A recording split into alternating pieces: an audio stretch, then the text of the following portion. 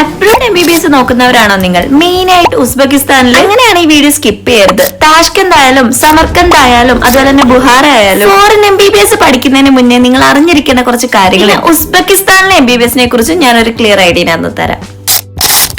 Foreign MBBS ആഗ്രഹിക്കുന്നവരും അല്ലെങ്കിൽ ഡോക്ടറായി തീരണം എന്ന് ആഗ്രഹിക്കുന്നവരും അല്ലെങ്കിൽ അവരുടെ പേരൻസ് ആണെങ്കിൽ ഈ വീഡിയോ കാണുകയാണെങ്കിൽ സോ യൂസ്ഫുൾ ആയിരിക്കും എന്ന് എനിക്ക് ഉറപ്പുണ്ട്.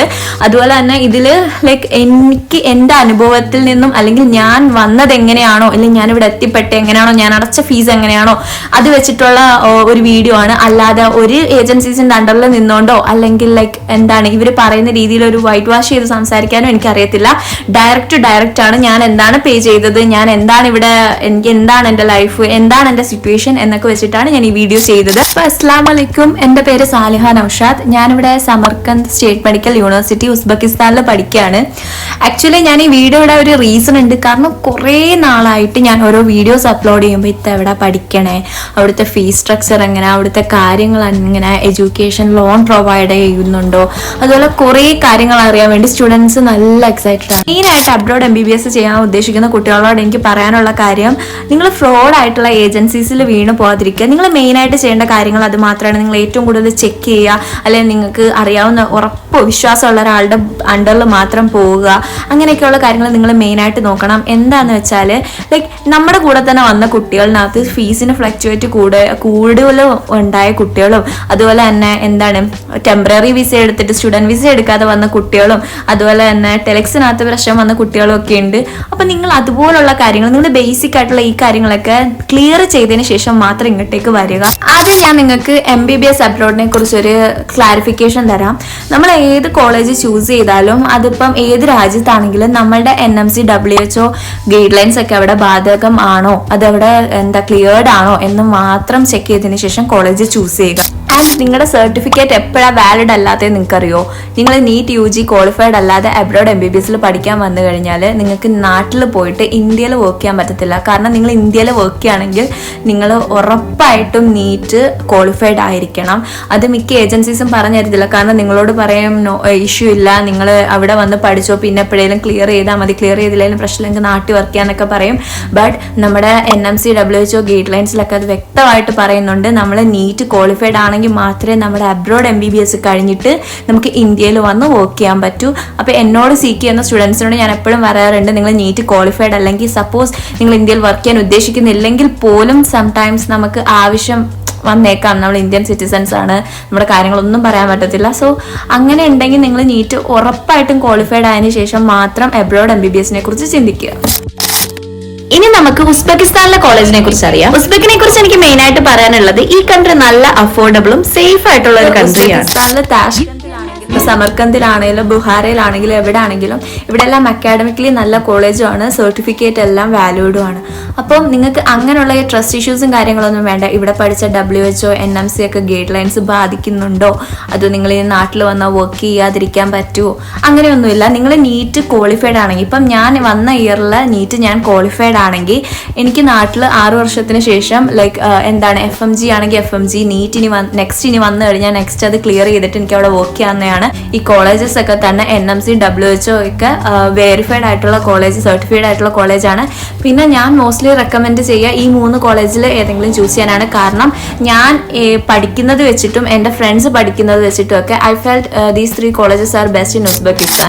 ഇനി നമുക്ക് ഇവിടുത്തെ ഫീസ് സ്ട്രക്ചറിനെ കുറിച്ച് പറയാം. ഇപ്പം നമുക്കൊരു MBBS കുറിച്ച് ഒരു ബേസിക് ഐഡിയ കിട്ടിയിട്ടുണ്ട്. ഇനി നമുക്ക് സമർക്കന്ത് സ്റ്റേറ്റ് മെഡിക്കൽ യൂണിവേഴ്സിറ്റി ഉസ്ബെക്കിസ്ഥാനിലെ ഫീസ് സ്ട്രക്ചർ ആണ് ഞാൻ പറയുന്നത്. താഷ്കന്തും ബുഹാരയും അതുപോലെ എല്ലാ കോളേജസും ഏകദേശം ഈ ഒരു ഫീസ് സ്ട്രക്ചറിന്റെ അണ്ടറിൽ തന്നെയാണ് വരുന്നത്.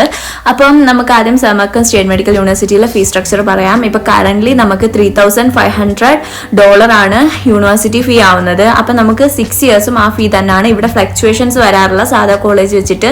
അത് നമുക്കൊരു മോസ്റ്റ് സെക്യൂർഡ് തിങ് ആണ്. കാരണം എന്താണെന്ന് വെച്ചാൽ ഇങ്ങനെ ഫ്ലക്ച്വേറ്റ് ആവുമ്പോൾ നമുക്ക് ലോണൊക്കെ എടുക്കുന്ന കുട്ടികൾക്കാണെങ്കിൽ പ്രശ്നം വരാൻ ചാൻസ് ഉണ്ട്. പിന്നെ നമുക്ക് എല്ലാ ഇയറും ഉള്ളൊരു കാര്യമാണ് ഗവൺമെന്റ് രജിസ്ട്രേഷനും അതുപോലെ തന്നെ വിസ റിന്യൂവലും. അത് 250 ഈച്ച് ആവും. അപ്പം നമ്മുടെ ഈ ഫീസ് എന്ന് പറയുന്നത് INR വരുമ്പം ഒരു 3 lakh ആവും, ഏകദേശം 3 lakhന്റെ ഉള്ളിലാണ്. പിന്നെ ഗവൺമെന്റ് രജിസ്ട്രേഷനും വിസ റിന്യൂവലും കൂടി നമുക്കൊരു $500, ഏകദേശം ഒരു 50,000-നുള്ളിലാണ് വരുന്നത്. പിന്നെ അതിനുശേഷം നമുക്കുള്ളത് ഹോസ്റ്റലും മെസ്സും ആണ്. ഹോസ്റ്റലും മെസ്സും കൂടെ നമുക്ക് ഇയർലി ആവുന്നത് ഒരു $1,800 ആണ്. അത് ഏകദേശം ഒരു 3 lakhിനുള്ളിൽ വരും.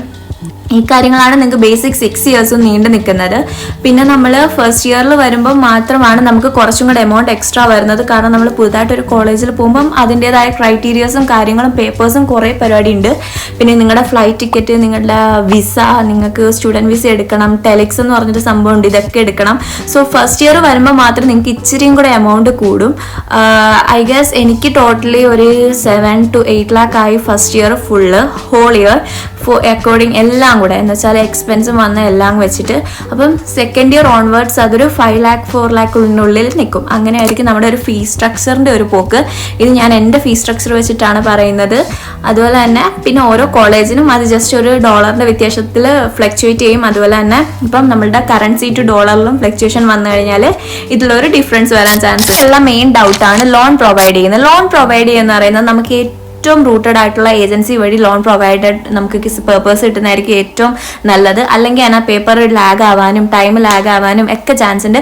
സോ നിങ്ങളിപ്പോൾ അബ്രോഡ് MBBS ചൂസ് ചെയ്യുകയാണെങ്കിൽ നിങ്ങൾക്ക് ഇതുപോലെ ലോൺ ആവശ്യമുണ്ടെങ്കിൽ ഒരു 2 months മുന്നേ തന്നെ നിങ്ങളുടെ പേപ്പർ വർക്ക് സ്റ്റാർട്ട് ചെയ്യുന്നത് ഇമ്പോർട്ടൻ്റ് ആയിട്ടുള്ള ഒരു കാര്യമാണ്. നിങ്ങൾ മിസ് ചെയ്യരുത്. നിങ്ങൾ വരുന്ന ഏജൻസീസിൻ്റെ കയ്യിൽ നിന്ന് നിങ്ങളുടെ ഫസ്റ്റ് കൺഫർമേറ്റീവ് പേപ്പർ വാങ്ങുക. അതിനുശേഷം നിങ്ങളുടെ ഫീസും സ്ട്രക്ചറും ഒക്കെ വെച്ചിട്ടുള്ള ഒരു ലോൺ പേപ്പേഴ്സ് വാങ്ങുക. അബ്രോഡ് MBBS വരുന്നതിന് മുന്നേ നിങ്ങൾ ഈ ടെലിക്സും സ്റ്റുഡൻറ്റ് വിസയും കാര്യങ്ങളും എല്ലാം ക്ലിയർ ആണെന്ന് നോക്കുക. അതുപോലെ തന്നെ നീറ്റ് ക്വാളിഫൈഡ് ആയിരിക്കാം മെയിനായിട്ടും ശ്രദ്ധിക്കുക. പിന്നെ ഉസ്ബെക്കിസ്ഥാനിൽ ഞാൻ ഈ പറഞ്ഞിട്ടുള്ള കോളേജ് താഷ്കൻ മെഡിക്കൽ യൂണിവേഴ്സിറ്റി, അതുപോലെ തന്നെ സമർക്കന്ദ് സ്റ്റേറ്റ് മെഡിക്കൽ യൂണിവേഴ്സിറ്റി, അതുപോലെ ബുഹാര, ഈ കോളേജസ് എല്ലാം NMC WHO ഒക്കെ അപ്രൂവ്ഡ് ആണ്. നിങ്ങൾക്ക് വരാൻ ഏറ്റവും സേഫ് ആയിട്ടുള്ള കോളേജും ആയിരിക്കും, അക്കാഡമിക്കലിയും ഗുഡ് ആണ്. അതുപോലെ തന്നെ ഈ കോളേജിനെ കുറിച്ച് അറിയാൻ മോർ ഡീറ്റെയിൽസും കാര്യങ്ങളൊക്കെ വേണമെങ്കിൽ എനിക്ക് എൻ്റെ Instagram ID ഞാനിവിടെ കൊടുക്കാം, DM ചെയ്താൽ മതി. ഞാൻ ഉറപ്പായിട്ടും ഇൻഷാല്ല ഞാൻ റെസ്പോണ്ട് ചെയ്യുന്നതായിരിക്കും നിങ്ങളുടെ എല്ലാ മെസ്സേജിന്. പിന്നെ അബ്രോഡ് MBBS ഉസ്ബെക്കിസ്ഥാൻ എടുക്കാൻ ഉദ്ദേശിക്കുന്ന കുട്ടികളാണെങ്കിൽ നിങ്ങൾ സ്റ്റാർട്ട് ചെയ്ത് നിങ്ങളൊരു ഏജൻസീസിനെ കണ്ടെത്തുകയോ അല്ലെങ്കിൽ എനിക്ക് മെസ്സേജ് അയച്ച് ഞാനൊരു ഏജൻസീനെ സജസ്റ്റ് ചെയ്ത് തരാം. അപ്പം നിങ്ങൾ അങ്ങനെ എന്തെങ്കിലും ഉണ്ടെങ്കിൽ നിങ്ങൾ ഉടനെ തന്നെ റെസ്പോണ്ട് ചെയ്ത് അവർക്ക് മെസ്സേജ് അയച്ച് എമൗണ്ടും കാര്യങ്ങളൊക്കെ പേ ചെയ്തതിന് ശേഷം പേപ്പേഴ്സും കാര്യങ്ങളും എല്ലാം വാങ്ങേണ്ടതാണ്.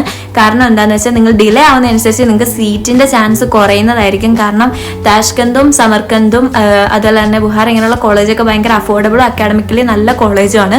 സോ സീറ്റ് തീർന്നു പോകാനുള്ള ചാൻസ് കൂടുതലാണ്. അപ്പം നമ്മൾ ഒരു ഇത്ര സീറ്റ്സ് ആയിരിക്കും ഓരോ കോളേജിന് പ്രൊവൈഡ് ചെയ്യുന്നത്. പിന്നെ ലാസ്റ്റ് കിടന്ന് നമ്മൾ വരാൻ പറ്റിയില്ലല്ലോ എന്നുള്ള ടെൻഷനിൽ നിന്നിട്ട് കാര്യമില്ല. സോ ഇതൊക്കെ നിങ്ങൾ ക്ലിയർ ചെയ്യാൻ നേരത്തെ തന്നെ എനിക്ക് ഈ വീഡിയോ കണ്ടു കഴിയുന്ന കുട്ടികളോട് പറയാനുള്ളത്, നിങ്ങൾക്ക് ഇപ്പോൾ ഈ ഫീസും കാര്യങ്ങളും ഒന്നും അഫോർഡ് ചെയ്യാൻ പറ്റുന്നില്ലെങ്കിൽ നമുക്ക് ലോൺ ഉണ്ട്. ഇനിയിപ്പോൾ അത് നിങ്ങൾക്ക് പറ്റുന്നില്ലെങ്കിൽ നിങ്ങൾ ഡെസ്പറേറ്റ് ആവരുത്. നമുക്ക് ഇനിയും ചാൻസസ് ഉണ്ട്. നീറ്റ് എഴുതി ക്വാളിഫൈഡ് ആവാനുള്ള ചാൻസ് ഉണ്ട്, MBBS സീക്കാനുള്ള ചാൻസ് ഉണ്ട്. അപ്പം ഒന്നിൻ്റെ എൻഡല്ല. എനിക്ക് ഇതുപോലുള്ള സിറ്റുവേഷൻസ് ഉണ്ടായതാണ്. ഒത്തിരി സ്ട്രഗിൾ ചെയ്തതിന് ശേഷം ആണ് ഞാനും ഇതുപോലെ MBBS നിങ്ങൾക്ക് ഇപ്പോൾ ഇങ്ങനെ ഒരു വീഡിയോ ചെയ്യുന്നത് പോലും ആഫ്റ്റർ ഒത്തിരി സ്ട്രഗിളിന് ശേഷമാണ്. അപ്പം നമുക്ക് ആർക്കും ഇതൊന്നും ഒരു ഫ്രീ ആയിട്ട് കിട്ടണ സാധനമല്ല. അതുപോലെ കുറേ പ്രയത്നിച്ച് കിട്ടുന്നതിനാണല്ലോ ഒരു ഫീൽ ഉള്ളത്. അപ്പം എൻ്റെ എല്ലാ ഫ്യൂച്ചർ ഡോക്ടേഴ്സിനും ഓൾ ദ ബെസ്റ്റ്. ഇനി നിങ്ങൾ റിപ്പീറ്റ് ചെയ്യുകയാണ് അല്ലെങ്കിൽ റിപ്പീറ്റ് ചെയ്യുകയാണ് അല്ലെങ്കിൽ ഫോറിൻ MBBS എടുക്കുകയാണ് എന്താണെങ്കിലും എല്ലാവർക്കും ഡെസ്പറേറ്റ് ആവാതിരിക്കുക. നീറ്റോ അല്ലെങ്കിൽ നിങ്ങളുടെ ഒന്നിൻ്റെയും സ്കോറോ അല്ല നിങ്ങളുടെ ലൈഫ് തീരുമാനിക്കുന്നത്. ഞാനും ഈ സിറ്റുവേഷനിലൂടെ പോയതാണ്, അതുകൊണ്ടാണ് ഞാൻ പറയുന്നത്. ഞാൻ നല്ല ഡെസ്പറേറ്റ് ആയിരുന്നു. അപ്പം ആ ഒരു മൈൻഡിൻ്റെ ആ ഒരു സംഭവം നമുക്ക് മനസ്സിലാവും. പക്ഷേ you have to move on, right? എന്നാലല്ലേ നമുക്ക് പുതിയൊരു സ്റ്റെപ്പിലേക്ക് ചെന്നാലല്ലേ നമ്മൾ ഇനി എന്താണ് അതാണ് നമ്മൾ ചിന്തിക്കേണ്ടത്. അല്ലാതെ ഇവിടെ തീർന്നു, ഇവിടെ കഴിഞ്ഞു, നീറ്റ് എനിക്ക് കിട്ടിയില്ല, അവിടെ നിങ്ങളുടെ ഒന്നും സംഭവിക്കാൻ പോണില്ല. അതുപോലെ തന്നെ പാരൻസ്, നിങ്ങൾ ശരിക്കും നിങ്ങളുടെ കുട്ടികളുടെ കൂടെ നിൽക്കുക. എനിക്കത് ശരിക്കും നിങ്ങളുടെ പാരൻസിനോടാണ് പറയാനുള്ളത്. നീറ്റിന് നിങ്ങളുടെ കുറച്ച് മാർക്കിൻ്റെ കാര്യത്തിലോ അല്ല നിങ്ങളുടെ അവിടെ സീറ്റ് കിട്ടിയില്ല അല്ലെങ്കിൽ ഈ മാർക്കിൻ്റെ പേരിൽ സീറ്റ് പോയി എന്ന് പറഞ്ഞിട്ട് അവരെ ഒരിക്കലും തളർത്താതിരിക്കുക. അപ്പം ഈ വീഡിയോ നിങ്ങൾക്ക് യൂസ്ഫുൾ ആയെന്ന് ഞാൻ വിചാരിക്കുന്നു. അതുപോലെ തന്നെ എല്ലാവർക്കും എൻ്റെ ബെസ്റ്റ് വിഷസ്. അപ്പം നിങ്ങൾ നല്ലൊരു ഡോക്ടറായിട്ട് വാ. അസ്സലാമു അലൈക്കും. അപ്പം ഞാൻ എൻ്റെ വീഡിയോ നിർത്തുകയാണ്. ഇതിൻ്റെ ഫോളോ അപ്പ് ഇൻഷാല്ലാ ഞാൻ ചെയ്യണം എന്നെനിക്ക് ആഗ്രഹമുണ്ട്. അപ്പം നമുക്ക് അടുത്ത വീഡിയോയിൽ കാണാം. Bye bye.